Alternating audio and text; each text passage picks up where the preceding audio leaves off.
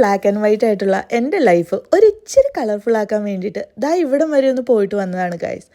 ശരിക്കും പറഞ്ഞ പ്ലാനേ പ്രകാരം ഞാൻ ഈ ഹെയർ കട്ട് കഴിയുന്ന ഉടനെ തന്നെ വീട്ടിൽ പോയി തറ തുടയ്ക്കുക, തുണി അലക്കുക, പാത്രം കഴുകുക ഇതൊക്കെയായിരുന്നു. പക്ഷേ എൻ്റെ ഉള്ളിലെ ആ ഒരു ഹോളിവുഡ് സ്റ്റാർ ഉണ്ടല്ലോ, പുള്ളിക്കാരി ഇതിനൊന്നും എന്നെ സമ്മതിച്ചില്ല ഗൈസ്.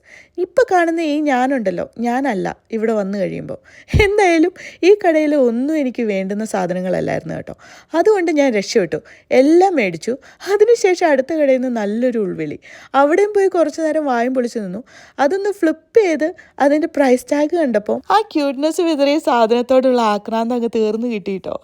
പിന്നെ ചിലപ്പോൾ ഉണ്ടല്ലോ, നമ്മൾ ഈ ക്രെഡിറ്റ് കാർഡ് ഉരച്ചൊരച്ച് ചെറുതായിട്ട് അതിൻ്റെ അതൊന്ന് ചെറിയ തീയും പുകയൊക്കെ ഒന്ന് വന്നിരിക്കും. പക്ഷെ അതൊന്നും മൈൻഡ് ചെയ്യേണ്ട ആവശ്യമില്ല. അങ്ങനെ നമ്മുടെ കഥാനായിക ഫാൻസോ ബഹളങ്ങളോ റെഡ് കാർപ്പറ്റോ ഒന്നുമില്ലാതെ നേച്ചർ ഒരുക്കി തന്ന ഈ ഒരു ഫ്ലോറൽ കാർപ്പറ്റിലൂടെ മന്ദം വണ്ടി ഓടിച്ച് വരികയാണ് ഗൈസ്. ഈ ഒരു ഡോർ വർക്കുന്നവരെ എല്ലാം കറക്റ്റായിരുന്നു. എൻ്റെ എൻട്രിയിൽ കണ്ണും തള്ളി നിൽക്കുന്ന ഹസ്ബൻഡിൻ്റെ കയ്യിലിട്ട് ചൂടാറാത്ത ആ ക്രെഡിറ്റ് കാർഡും വെച്ച് കൊടുത്തിട്ട് ഞാൻ ആ ഡയലോഗ് അങ്ങ് കാച്ചി guys. Who decides the expiry date of women's dreams?